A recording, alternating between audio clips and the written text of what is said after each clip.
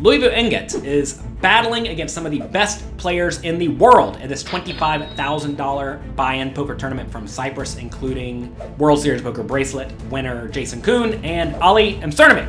He's pitted against the hero from Hong Kong, Danny Tang. But there's a problem for Tang, and that is Pocket Rockets, the American Airlines. You guessed it, the Pocket Aces for Ignat.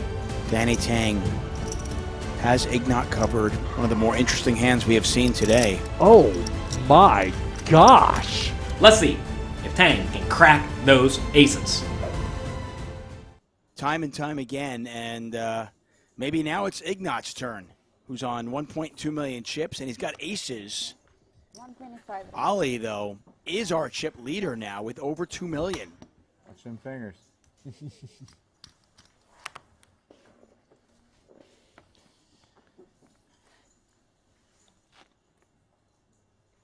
Tang's got 9-8 suited. Imagine he wants to see a flop. I can't tell if Tang, what position he's in. Is he already committed to this pot?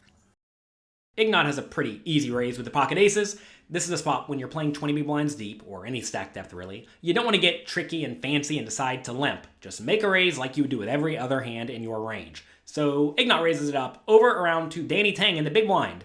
This is a scenario where calling is by far the right play. You do not want to re-raise small and then get shoved on and have to fold a hand that flops very well.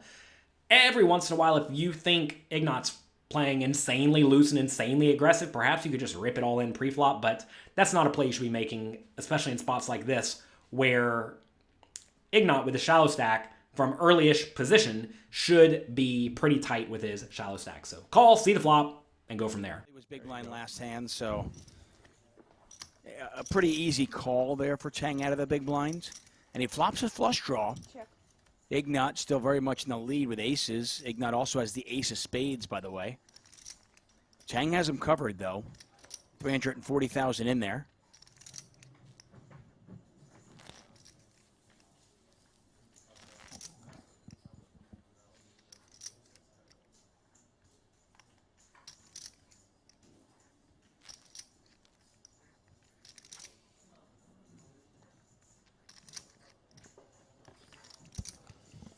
In a game filled with lots of small sizings, Ignat actually bets pretty large.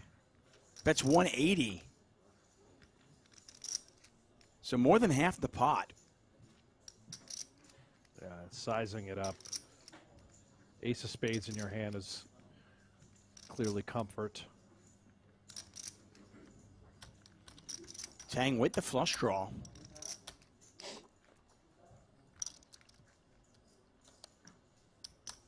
Yeah, with big hands, He's you going to make create the big call. pots. Yeah, Tang not going anywhere with a flush draw, and he's not going to put in a raise, understanding that Ignat. Tang checks, as he should do with his entire range in this scenario. Ignat goes for the continuation bet, and at that point, I think Tang probably should have just gone all in with his 9 high flush draw. And the reason is because when he is facing the bet and he calls, the pots can go up to about 700,000, and Ignat has about 860,000 behind, just a little bit more than the size of the pot.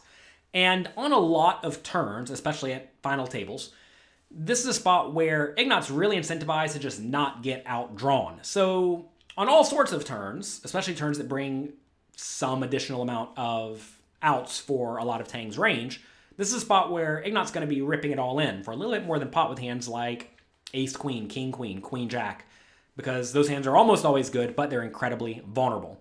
So this is a situation where when you would have to fold out a lot of equity on the turn with a hand like 9-8 spades, you'd probably rather just shove it all in immediately. Now, if you know for some reason that Ignat's going to use a whole lot of tiny bets on the turn, then calling becomes way more viable. But in general, from out of position when the stacks are pretty shallow in relation to the pot, when you have a draw that cannot win at the showdown, you want to find a spot to apply aggression so that you have some fold equity, which will allow you to steal the pot when your opponent doesn't have anything great.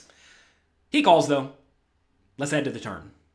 With that sizing, probably has a queen or better, and hello, shovel. Yeah. 700,000 in there. Ignat with the ace of spades. Tang with the flush already. And look at Ignat's reaction. 4-5 also gets there. which is a likely Tang candidate checks. for Tang to have as a drawing hand. Does See if Ignat take the just free card? decides. Yeah, just kind of remain a little under-repped on the turn with the ace of spades. A little bit worried that our opponent could have a straight, perhaps a flush already.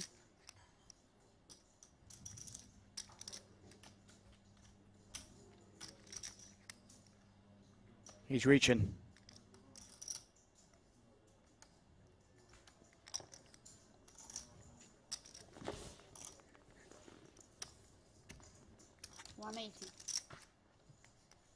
And he's going to bet the same amount. He bets 180 on the flop. He bets 180 again.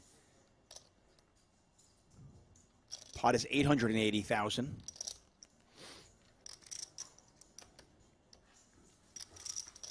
One of the more interesting hands we have seen today.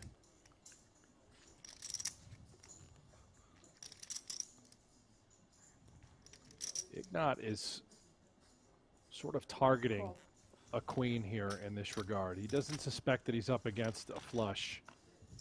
I don't mind the small turn bet from Ignat at this spot. I think betting big could just be fine, ripping it in, like I said, especially when you have the random ace of spades draw just in case you happen to be beat. But he does go for the small bet just to try to get full value from a lot of marginal made hands. And then Tang decides to get a little bit tricky and just calls. Kind of like on the flop, I would have just ripped it all in this scenario, I think, because a lot of Ignat's hands are going to be hands like a queen that is just going for thin value / protection, or random hands like the ace of spades that you want to get it all in against immediately because on a lot of rivers, it's going to go check, check, and you're going to win. They're not going to bluff with the ace of spades. So I think Danny should probably have, again, ripped it all in this scenario. Now, not because he wants fold equity, because he really wants to get called, and he also does not want to let Ignat draw at the river for free or cheap with just any random spade. He calls, though, and we are off to the river. Tang calls. Pot is just over $1 million. River's the 8 of clubs.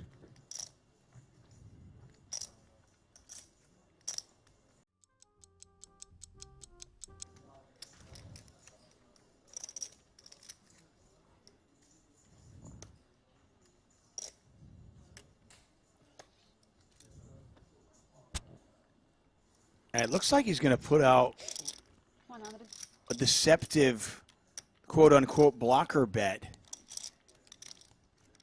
What would you do with pocket aces facing this kind of abnormal, super-duper tiny lead? Would you fold? Would you call? Or would you put in a raise? Probably all in. Let me know down below in the comment section. To be honest, I don't love it.